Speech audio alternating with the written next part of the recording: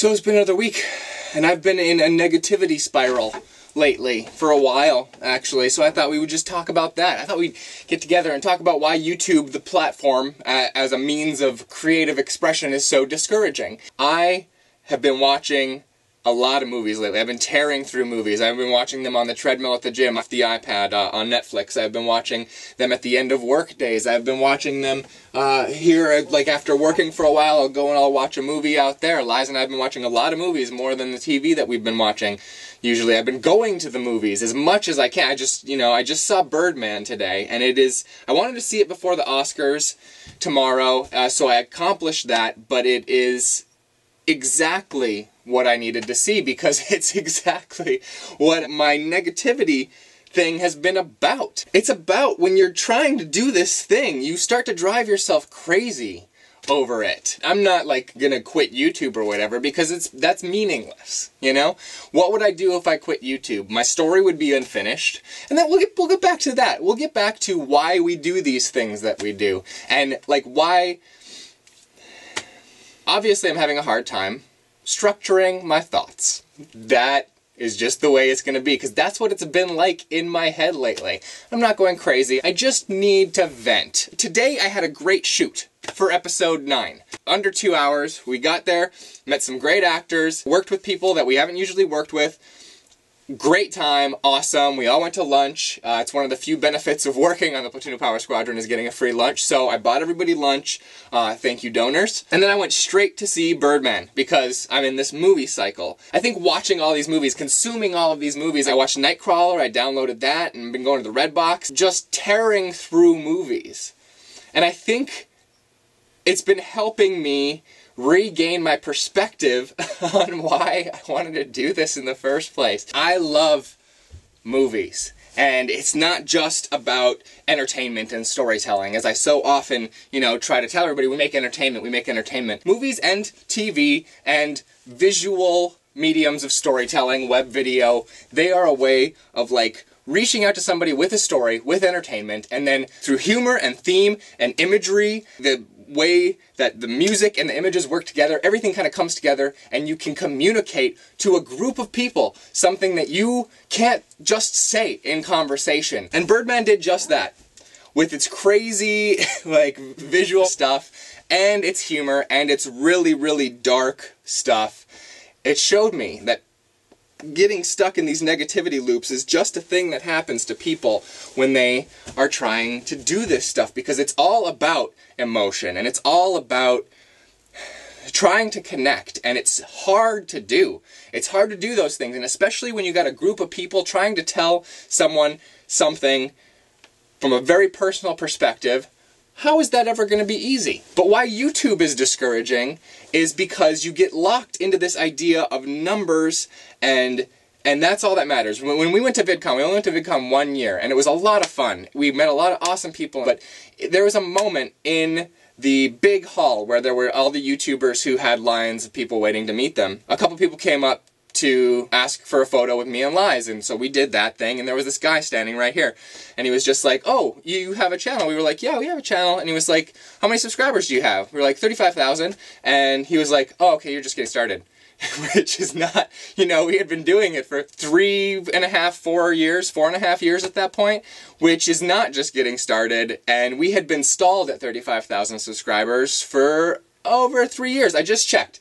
Back when I first started on Twitter, every time we hit like a 5,000 mark, like we did 25,000, 30,000, 35,000, I would tweet out a picture. And we hit 35,000 subscribers in like 2011, August of 2011, something like that. And that's where we've been since 2011. Every once in a while, someone will come along, and like our subscribership has dropped, and it's gone back and everything, and like we're at like the highest subscribership we've ever been at now because of like the Third Pew, and because we have a Roku channel, and stuff like that. Like, the people are finding us through different methodologies, and thank you. I don't know if I ever said it in an update, but thank you so much, Nathan, for bringing so many people to the Platoon of Power Squadron. If you haven't checked out the Third Pew, he'll be the top link in the doobs here. You can just go check him out. He is awesome. He's funny. He's very involved in talking about YouTube and talking about culture and he's a young man. He's a young man, and there's a lot of stuff going on his channel. You should check him out. And he did a video that brought us like thousands of people, which is awesome. But that's the thing with the numbers. Instead of thinking about the content or what you're trying to accomplish, you start thinking about numbers. And why don't I have numbers that all these other people? And now you're seeing like the mid-range YouTuber. I used to be a mid-range YouTuber with 35,000, but now I've stayed at 35,000, so I'm a low-range YouTuber. I have a small subscribership.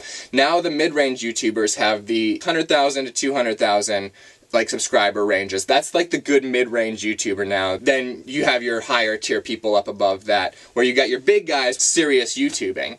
And I know I have my job that I do, but I'm not like a vlogger. I know I vlog every week, but I don't vlog like you're supposed to vlog. There's no music under me. Here, I'll put some music under me. Now, maybe I'll get a bunch of subscribers. I don't do a bunch of asides. Every once in a while I do like the thing on camera movement or something like that, and that's like a very, like a vloggy type of thing, but about movies. I didn't want to be a vlogger or a YouTube movie reviewer or any of this stuff. What I wanted to do was make a series, you know? I wanted to make a series that felt to me like movies feel, where you're not just trying to entertain, but you're trying to talk about a thing, a moment in time, and a thing that's going on with a group of people.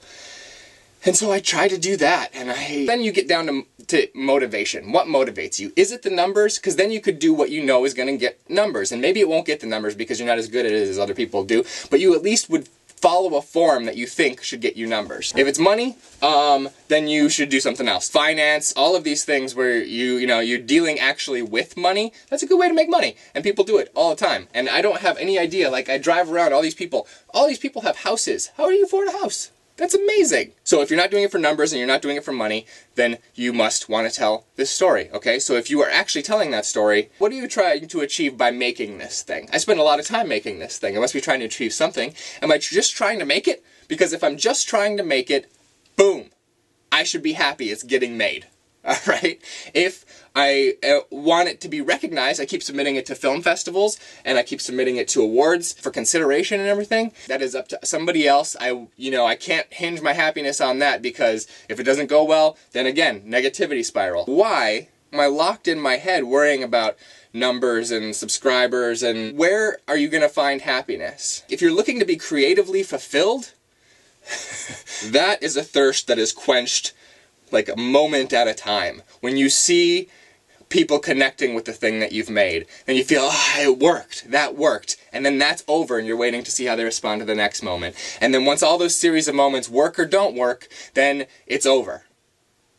And then you're no longer creatively fulfilled, and you have to make something else. If all I wanted to do was tell a story that not only people found worth spending some time with, but also worth looking past the face value into the story that was telling, the characters that were on the screen, and seeing something of themselves and something that they needed to see, something that spoke to them in a way that they understood better than a conversation. People have responded in the comments of some episodes talking about how much certain characters, certain moments, certain things have meant to them in their lives. Just like Birdman did to me today. It's the movie that I needed to see today to put what I've been going through in perspective, even if I can't, articulate it very eloquently moment to moment right now, just because I'm just talking. And that movie told me, you know what?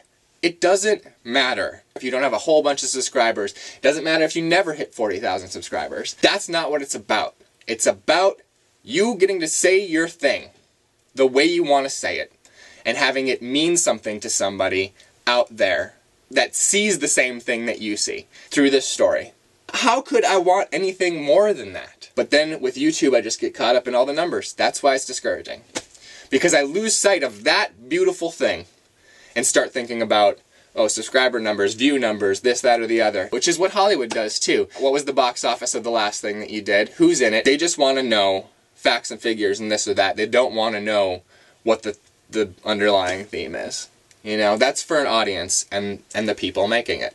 That is why we do it. That is why I watch things, and if they can say it in a way that speaks to me, like Birdman, which is just, I watched it in the theater. I wanted to see it in the theater because movies like that, there were people who were not into it, man. Like, as soon as the credits rolled, there was this old couple in front of me. Right as the credits started to roll, like, she looked at him, and he was just like, and they put their coats on and they got out of there. And that's also the experience, because here I am and I just loved this thing. And there they are, and it did nothing for them. I don't know, man. I don't know what I've just been in this spiral of like, why am I doing this? What do I want out of it? Should I be doing something else? Should I be doing this? When I am telling the story I wanted to tell, and it is reaching people who are feeling how I wanted them to feel about it. And that's just what I'm going to keep doing right now. I keep wanting to throw in other projects. This project, that project, this project. Clutter it up. No. Let's just concentrate on telling this story. I had a shoot day today. It was wonderful. I have a shoot day lined up for next week. It's going to be great. I hope you guys have a good week. Thank you for listening to me rant. That's the Pops logo. It's a show that we do on this channel once a year. I hope you guys have a good day. Take it easy.